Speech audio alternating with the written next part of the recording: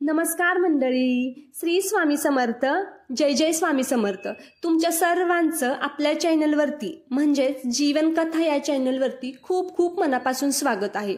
तर मैत्रिणींनो, मित्रांनो, आज आपण या व्हिडिओमध्ये बघणार आहोत की जीवनात काहीही जमत नसेल किंवा आयुष्य शून्य झालं असेल, आयुष्यामध्ये निराशा आहे, जीवनात निराशा आहे, तर स्वामी समर्थांचा ध्यास कसा धरायचा। तर हे बघा मैत्रिणींनो, मित्रांनो, एक गोष्ट कायम लक्षात ठेवा की तुम्हाला जर जीवनामध्ये असं वाटत असेल की आपल्या आयुष्यामध्ये, आपल्या जीवनामध्ये पूर्णपणे निराशा आहे, दुःख आहे, आपलं आयुष्य पूर्णपणे संपल्यासारखं वाटत असेल ना, तर फक्त एकदा स्वामी समर्थांना मनापासून हाक मारून बघा। तुमची हाक स्वामी समर्थांपर्यंत नक्कीच पोहोचेल आणि स्वामी समर्थ तुमच्यापर्यंत नक्कीच धावून येतील आणि तुमच्या आयुष्याला एक नवीन दिशा नक्कीच भेटेल। तर हा व्हिडिओ त्या मैत्रिणींसाठी आहे, त्या मित्रांसाठी आहे ज्यांना असं वाटतं की माझ्या आयुष्यामध्ये काहीच उरलेलं नाही। तर चला तर मग हा व्हिडिओ आपण सुरुवात करूया। तर कधी वाटतं ना की सगळं संपलं आहे, आपण जे काही करत आहोत त्याचा काहीच उपयोग होत नाहीये, दिवसांचे प्रयत्न, महिन्याची मेहनत, वर्षाची वाट पाहणं आणि तरीही हातात फक्त निराशा आहे।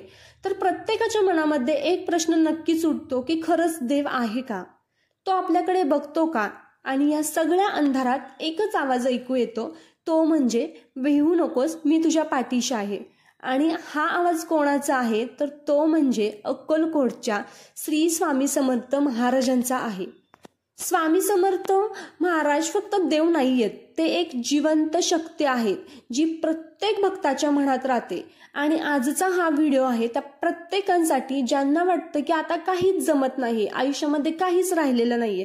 तर हा संदेश शेवटपर्यंत बघा, कारण शेवटी तुम्हाला समजेल की अपयशी आपण नाहीये, तुम्ही स्वामी समर्थांनी निवडलेल्या भक्तांपैकी एक आहात। तर चला मग सुरुवात करूया। सगळ्यात पहिला म्हणजे ध्यास म्हणजे काय। तर स्वामी समर्थांचा ध्यास म्हणजे काय आहे, तर आपण रोज अनेक गोष्टींचा विचार करत असतो। उद्या काय करायचं आहे, उद्या काय होईल, उद्या कोणता निर्णय घ्यायचा आहे, कोण आपल्यावरती रागवलंय, कोण आपल्यावरती रागवलेलं नाहीये। पण एक गोष्ट आपण कायम विसरत असतो की आपण स्वतःशी आणि देवांशी जोडलेलो आहोत का, हाच तो ध्यास आहे। ध्यास म्हणजे केवळ जप नाहीये, तुम्ही रोज जप करत असाल, पण ध्यास म्हणजे फक्त जप नाहीये, तर ध्यास म्हणजे देवाशी मनाचं नातं जोडणं। आपलं आणि देवाचं जे नातं आहे ते एकमेकांशी जोडणं, ह्याला आपण ध्यास म्हणतो। जसं एक आई आपल्या लेकराचं दुःख जाणते, तसं स्वामी समर्थ आपल्या प्रत्येक भाव समजत असतात, त्यांना आपला प्रत्येक भाव समजत असतो। पण तेव्हाच समजतो जेव्हा आपलं मन त्यांच्या चरणी अर्पण होतं, आणि हे मन तेव्हाच अर्पण होतं जेव्हा आपण स्वतः त्यांना मनापासून हाक मारतो, तेव्हाच आपलं आणि स्वामी समर्थांचं मन एकत्र जुळतं आणि तिथून आपला खरा ध्यास चालू होत असतो। म्हणून फक्त एकदा मनापासून तुम्ही स्वामी समर्थांना हाक मारा। ध्यास म्हणजे देवाला माझं कर असं सांगणं नाही, तर स्वतःला मी स्वामी समर्थ तुमचं आहे असं सांगणं असतं। तेव्हाच तुमचं आणि स्वामी समर्थांचं एक सुंदर नातं तयार होईल आणि ह्यालाच म्हणतात ध्यास। स्वामी समर्थ म्हणाले होते, मी तुझ्या चित्तातील भाव ओळखतो, शब्दांची गरज नाहीये।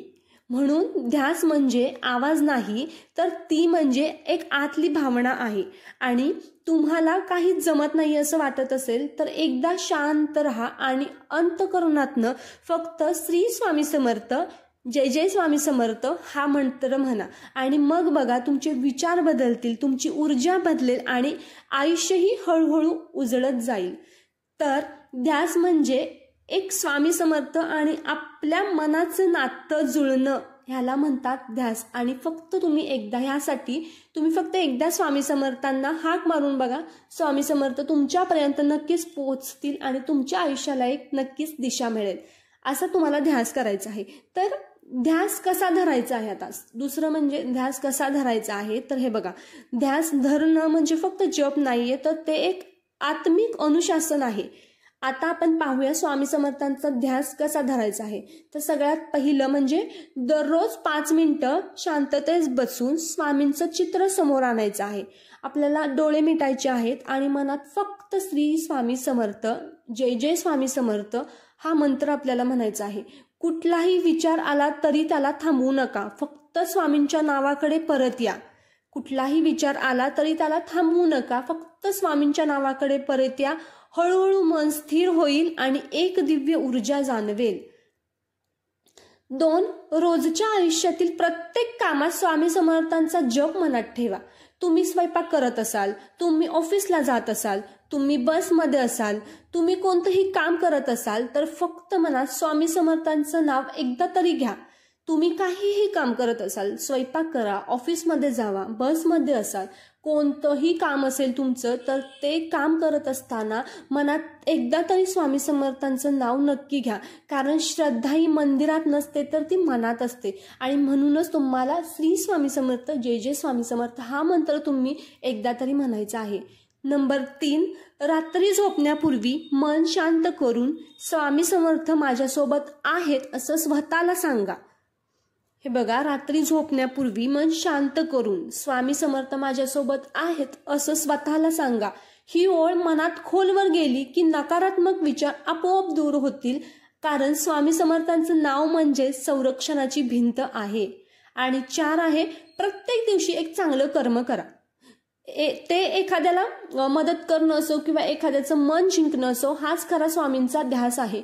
तुम्ही कोणतंही चांगलं कर्म जर केलं ना तर स्वामींना हाक सुद्धा मारायची गरज नाही.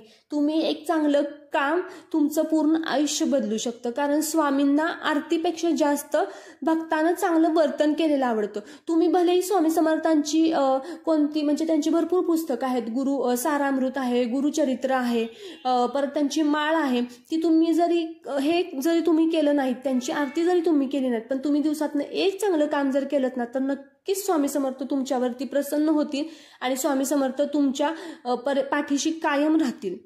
तर आता 5 नंबर आहे, म्हणजे ध्यास म्हणजे धावपळ नाही. तुला काही दिवस ध्यान जमणार नाही, मन भटकेल, काही हरकत नाही. फक्त रोज स्वामी समर्थांचा उच्चार करा.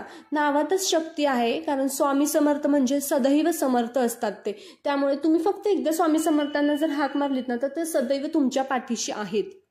आता ध्यासाचे परिणाम आणि जीवनात बदल कसे होतात हे सगळं केल्यानंतर, तर जेव्हा तुम्ही स्वामी समर्थांचा ध्यास धरता तेव्हा बदल बाहेरून नाही तर आतून सुरू होतील. तुम्हाला आतून जाणवेल की आपल्यामध्ये खरंच काहीतरी फरक पडतोय.